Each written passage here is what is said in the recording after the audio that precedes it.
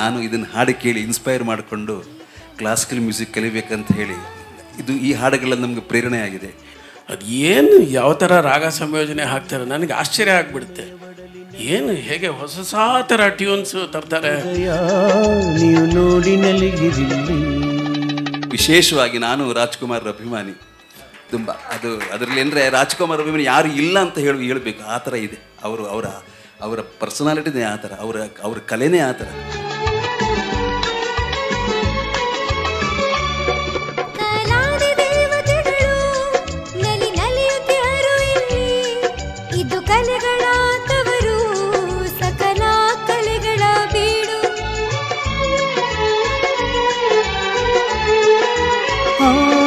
ಒಮ್ಮೆ ಧರಣಿಗೆ ನಮಿಸಿ ಒಳಗೆ ನೀನು ನಡೆ.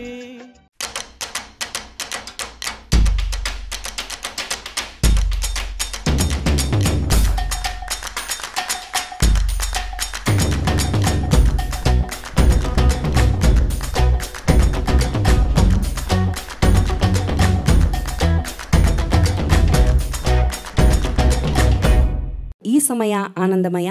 ನಮ್ಮ ಕಲಾಭೂಮಿಯ ನೆಚ್ಚಿನ ಅಕ್ಕ ತಮ್ಮ ಜೋಡಿ ಸುಹಾಸ್ ಭಟ್ ಹಾಗೂ ಸಹನಾ ರಾಕೇಶ್ ಅವರ ದನಿಯಲ್ಲಿ ಚಿತ್ರ ಬಬ್ರುವಾಹನ, ಸಾಹಿತ್ಯ ಚಿ ಉದಯ್ ಶಂಕರ್, ಸಂಗೀತ ಟಿ.ಜಿ. ಲಿಂಗಪ್ಪ, ಮೂಲಗಾಯಕರು ಡಾಕ್ಟರ್ ರಾಜ್ಕುಮಾರ್ ಹಾಗೂ ಎಸ್ ಜಾನಕಿ.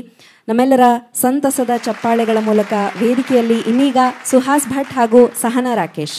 ನನ್ನ ಹೆಸರು ಸುಹಾಸ್ ಭಟ್ ಅಂತ ಹೇಳಬಾರ್ದು ಅಂತ ಹೇಳಿದ್ರು, ಬಟ್ ಅದು ಮರ್ತೋಗ್ಬಿಟ್ಟು ಮತ್ತೆ ಹೇಳ್ತಾ ಇದ್ದೀನಿ.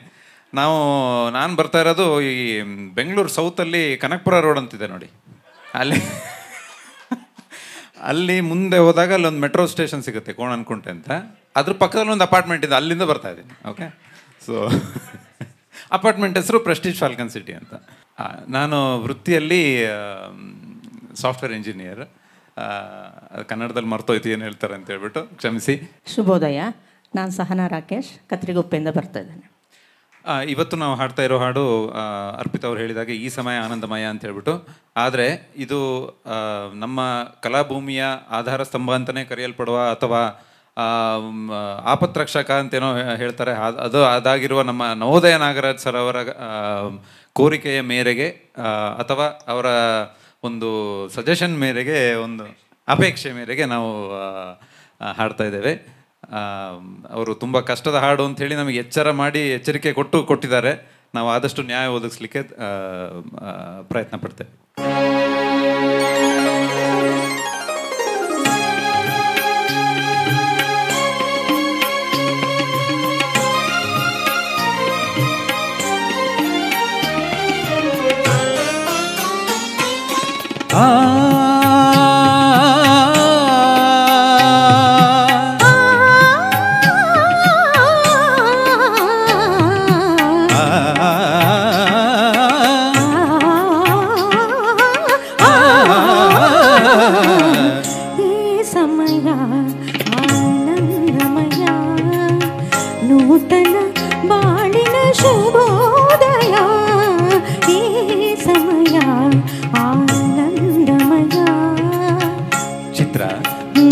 ಬರೀ ಆನಂದ ಮಾತ್ರ ಅಲ್ಲ, ಈ ಸಮಯ ಶೃಂಗಾರಮಯ, ಈ ಸಮಯ ಶೃಂಗಾರಮಯ, ಒಲವಿನ ಬಾಳಿನ ನವೋದಯ, ಈ ಸಮಯ ಆನಂದಮಯ.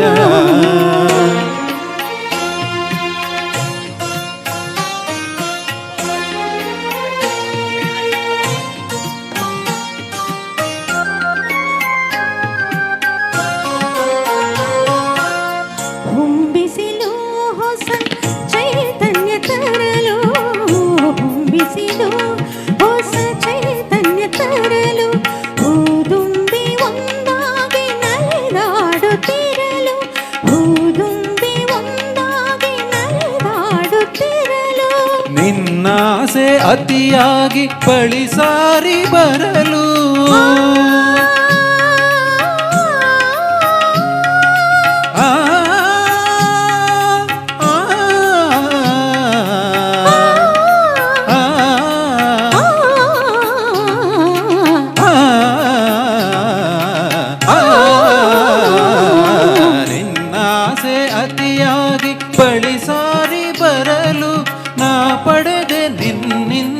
ಸವಿಜೇನ ಹೊನಲು ಈ ಸಮಯ ಶೃಂಗಾರಮಯ ನೂತನ ಬಾಳಿನ ಶುಭೋದಯ ಈ ಸಮಯ ಆನಂದಮಯ.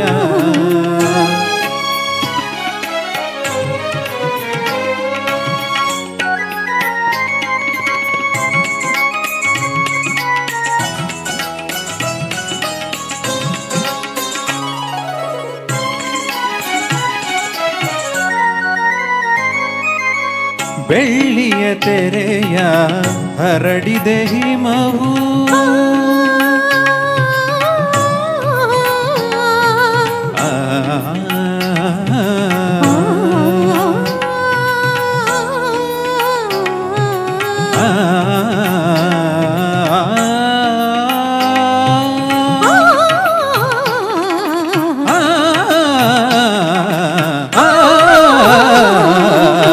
ಬೆಳ್ಳಿಯ ತೆರೆಯ ಹರಡಿದೆ ಹಿಮವು ಮುತ್ತಿನ ಮಣಿಗಳ ಹೊತ್ತಿದೆ ಸುಮವು ಮುತ್ತಿನ ಮಣಿಗಳ ಹೊತ್ತಿದೆ ಸುಮವು ಚಳಿಯಲಿ ಸೋತಿದೆ ನನ್ನಿತನು ಚಳಿಯಲಿ ಸೋತಿದೆ ನನ್ನಿತನು ತೋಳಿನ ಆಸರೆ ಬಯಸಿದೆ ಜೀವವು ಈ ಸಮಯ ಆನಂದಮಯ ನೂತನ ಬಾಳಿನ ಶುಭೋದಯ ಈ ಸಮಯ ಆನಂದಮಯ.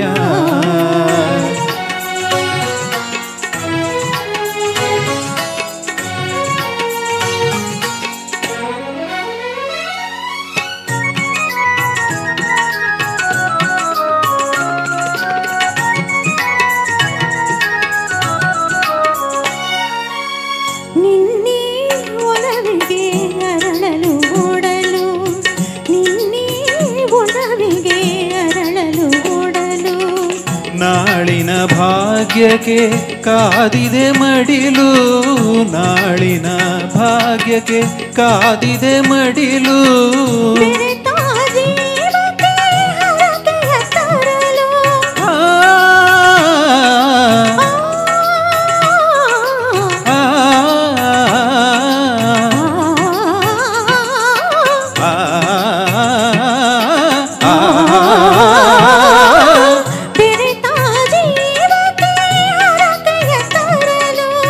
ಮಳೆಯನು ಸುರಿಸಿದೆ ಕಪ್ಪನೆ ಮುಗಿಲು ಈ ಸಮಯ ಶೃಂಗಾರಮಯ ಒಲವಿನ ಬಾಳಿನ ನವೋದಯ ಈ ಸಮಯ ಆನಂದಮಯ.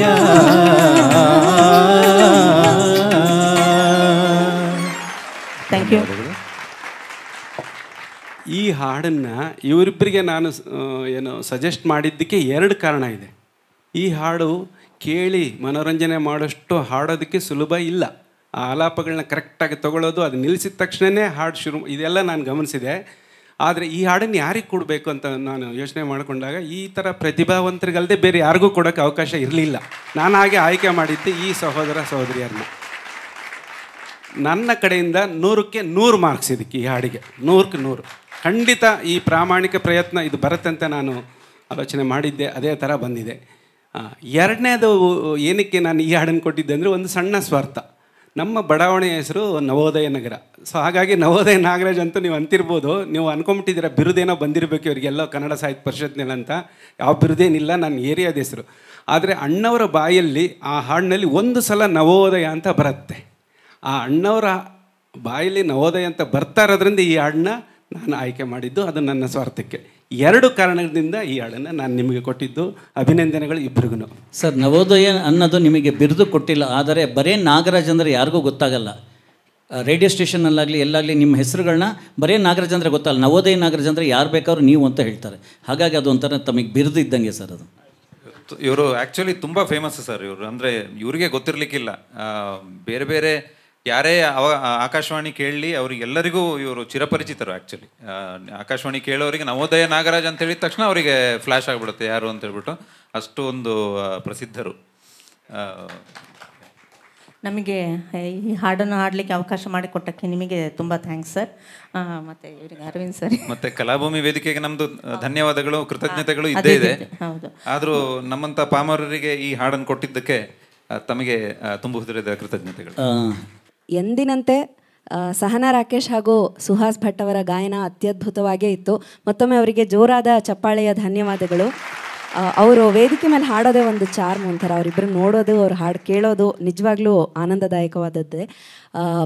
ಪಾಮರರು ಅಂತ ಅಂದರು. ಪಾಮರರು ಕೂಡ ಪಂಡಿತರಾಗೋ ವೇದಿಕೆ ಅಂದರೆ ಅದು ಕಲಾಭೂಮಿ.